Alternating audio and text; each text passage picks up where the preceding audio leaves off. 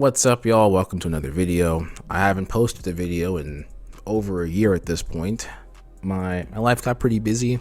I think I'm almost gonna say the same spiel that I said at the beginning of my last video, so I'm not gonna say that.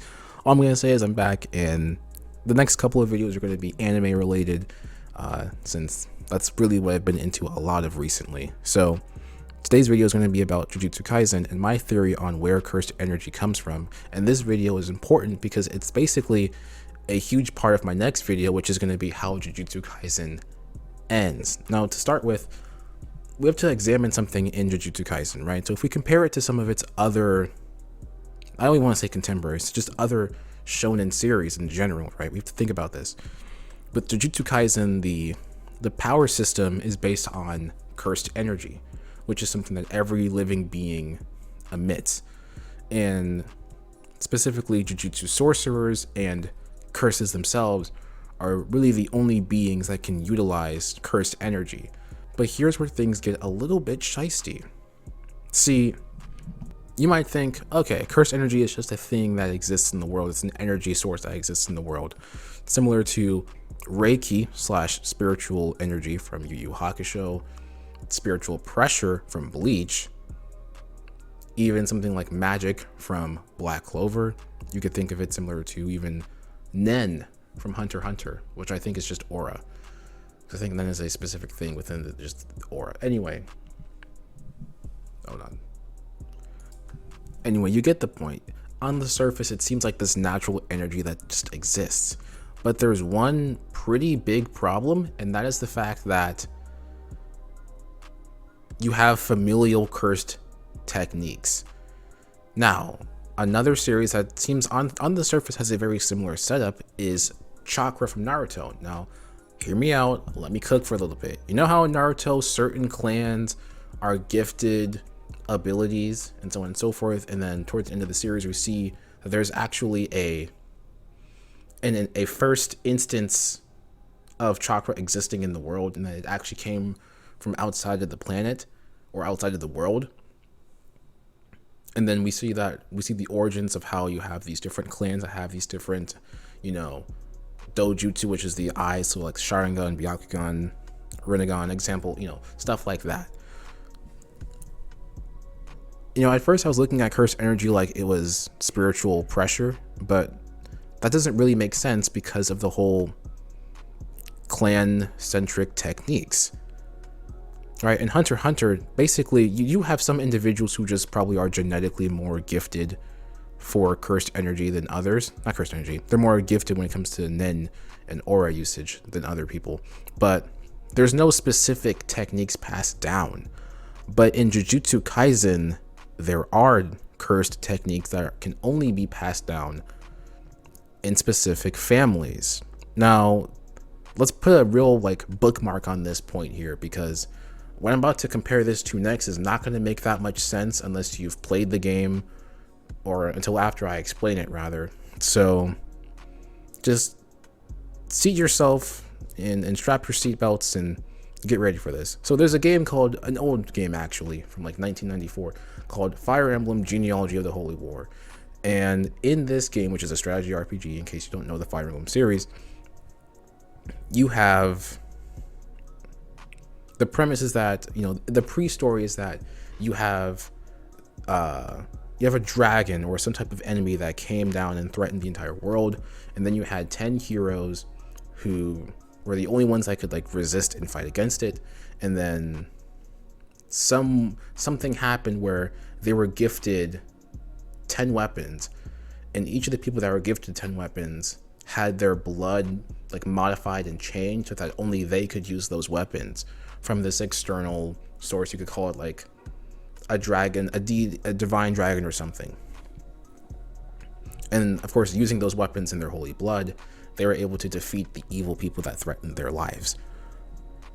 And then, of course, their descendants are also the only ones that can use their blood specific weapons. So what I'm trying to say is, in this game, Fire Emblem Genealogy of the Holy War, only people that have the major holy blood, which is to say that they are the firstborn of a specific generation, only people that have major holy blood can use their family's sacred weapon. And only someone that has major holy blood themselves can pass it down to their firstborn child.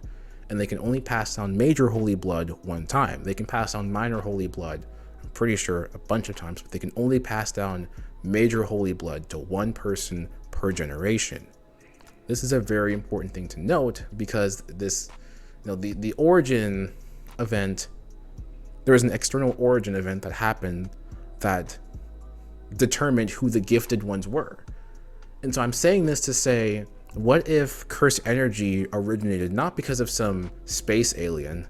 I can't believe Naruto still ended their story on that plot note. But anyway, not because of some space alien, but what if it's because of an experiment, like an ancient ritual or something? Like they opened Pandora's box, and then to like relatively quell the chaos that was unleashed, like let's say like all of the clans that played a major part in Jujutsu Kaisen, so whoever Yuta's ancestor was, the original Satoru, wait, was it Gojo?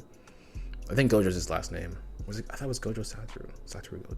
It's Gojo. Gojo's his last name. Whoever the head of the Gojo clan was, like the original ancestor, the original Zenin, the original like head of the Kamo clan, the original head of, there's at least a couple more.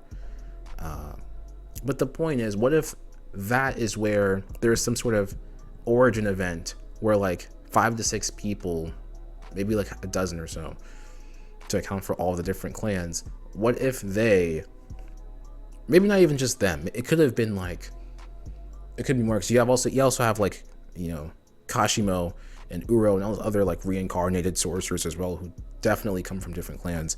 But let's just say like a group of people were there to fight off the initial like curses. They were there to fight the original curses that originated, and they had to link up with another power, and this power bestowed upon all of them, like that whole group of like 40 to 50 people, it bestowed upon them their specific curse techniques that would go on to be passed down and inherited through each generation. Although let's just say it's not as direct as it is in the genealogy of the Holy War example that I gave, because in that example, it's someone with major holy blood is the only person that can pass it down, whereas in Jujutsu Kaisen, it's completely random.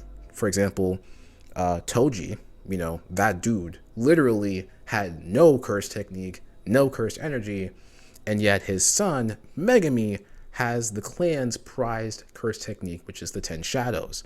So it's not a direct inheritance thing. There's weird stuff, and from that perspective, I think there's some type of origin event with cursed energy, and because of that, I think that is going to play into how Jujutsu Kaisen ends. And if you want to see that video, if it's already up, you can just go to my channel and watch it. If not, it'll be coming up soon after this one. That's all I got for this one. There's probably some plot holes in it, I'm sure, but I get the feeling there's something a part of that. I think for me, it's mainly just the whole curse techniques that stay exclusively within clans. Like something had to have happened for those clans to get those curse techniques exclusively in the first place. I don't know what it is, but it's something. Anyway, that's all I got for this one. I'll see you guys in the next video. Peace.